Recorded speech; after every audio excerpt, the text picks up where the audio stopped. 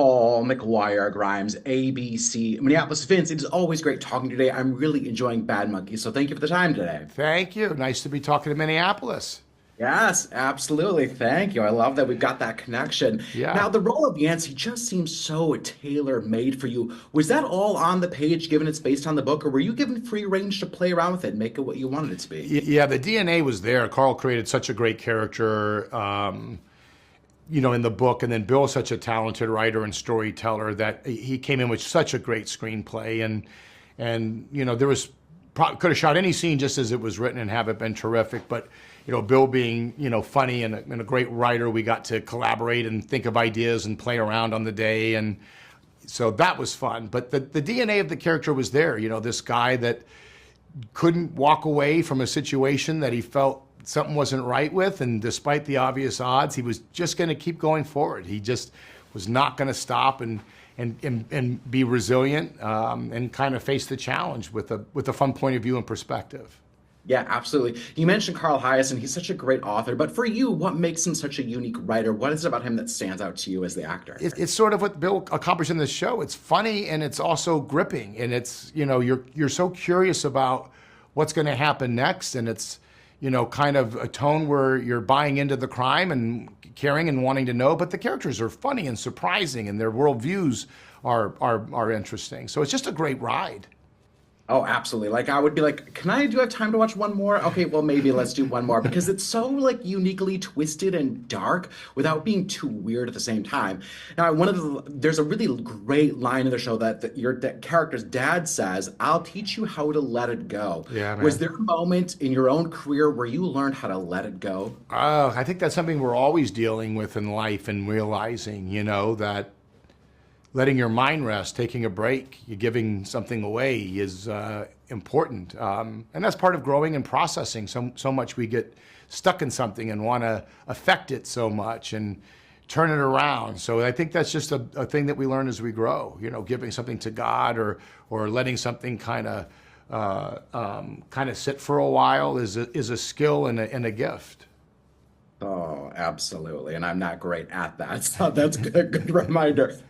Key West is such an integral part of this story and feels like a character in the show, which is so special. Did anything happen while filming where you were like, God, only in Florida would this have happened, where maybe life was imitating art a little too closely? It was magical, the nature in the Keys were incredible. The key deer that you see in the show would come around set where we were out, and the water was spectacular. Getting in the water was so nice, and it's just a beautiful place. Some of the stuff with the turtles, with the lights being, red because otherwise the turtles would mistake it for moonlight. It's just super unique and beautiful. I really enjoyed my time. Yeah, I didn't know if that was just something Bill came up with, or if that was Carl's idea, or like that's actual true in science. Yeah. I think that's really gorgeous. Yeah, super gorgeous. Yeah. Now I don't know how this season is going to end. I haven't finished it yet, but do you think or hope we'll see more from Yancey? And do you think that he could get into some more trouble in future seasons? What would you like him to see? Yeah, this really works as its own story, and it's great.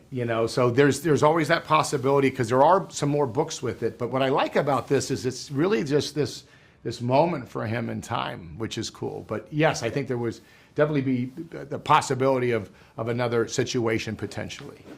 Good. I like that tease. Thank you for that. Vince, I got the wrap. Thank you for the time today. I really appreciate it. Pleasure Thank you, man. talking to you, and thank you. Thank you. Appreciate it. Hey. Hey, Paul, good to see you. How are you, man?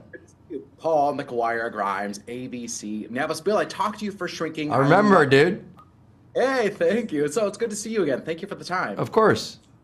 Yeah, now a lot of your past shows were all original ideas, and now you're adapting a novel. How differently did that challenge you as a TV creator and showrunner? Oh, dude, look, it wouldn't have been a big deal because I've done a lot, I've been doing this for a long time. But I worship Carl Hiaasen, man. He's my favorite author since I was a 16-year-old kid.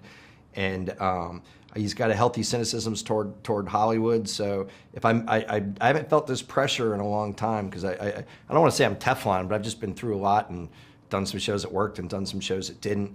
And I just want him to be happy. So the best thing was I have this roadmap of this wonderfully surreal character piece, caper, whodunit with comedy banter. And the bummer is if there's anything people like, it's probably from Carl. And if there's anything that stinks, it's probably on me. I highly doubt that because my friend Josh and I are big fans of your work and we're excited for Shrinking to come out. So you have a lot of really amazing shows. Oh, thanks. Speaking of Carl Hiaasen, I'm curious, this role of Yancey is so, it seems just tailor-made for Vince Vaughn, who's so good in it. Was that all on the page, or did you allow him to kind of bring a lot of what he wanted to do to the character? If he came and did this show and didn't do his Vince Vaughn thing, it would have been the biggest disappointment in my professional career, man. Look, the coolest thing I've been telling everybody is, if you look at the credits, he's an executive producer, and we knew he was going to set the tone. And we have a lot of great comedic improvers on this show. I mean, Rob Delaney's so funny, Meredith Hagner's so funny, Zach Braff's so funny, and even the people that hadn't done it as traditionally, Natalie Martinez, Michelle Monaghan, everybody was killing. Alex Moffat from SNL played the neighbor. But Vince came on and he said, here's how we're going to do it. We're going to do the lines as scripted and make sure that Bill or the director or Matt Tarsis, the other writer, likes them. And then when they say they like it, then we'll have some fun and play. So that was first cool. It was awesome. And then he's like, and you guys know, I'm not just trying to set up myself. Let's set up you, because there's so many great improv moments that Vince is, the Abbott to the other actor and actresses Costellos, man. It came to fruition for me. There's a scene in which there's an actor, it's a spoiler, is supposed to be playing a corpse because they're dead. And Vince is doing his Vince thing, and it's a good Easter egg because people can see it. The actor's shoulders are moving a little because they can't stop laughing even though they're dead. Oh my God, that's hilarious. Now I want to go back and try to find that moment and specifically look for it. That's great. The Yancey's dad has a really, really great line in it where he says, "I'll teach you how to let it go." And I'm curious, was there a moment in your own life or career where you really learned how to let it go? Yeah, man. I try. It's going to sound corny in a stretch, but I try to attach myself to all of these characters that I've written over the years.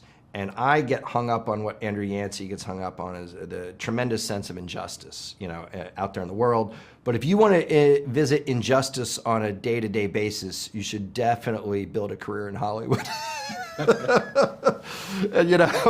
and so of just wanting to constantly tell people, this is the way it should be, or this is how you behave better, or this is how you should treat people.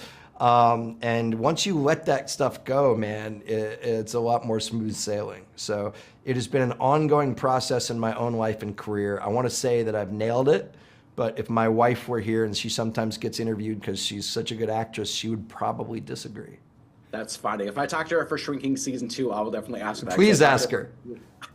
Cannot wait for that too. I got the wrap. Bill, thank you for the time. Always appreciate it. Hey, thanks so much. It's good talking to you again, man. I remember too, I love the wall of all the stuff that I love behind you all the time. Makes me so happy. I appreciate it. Thank you.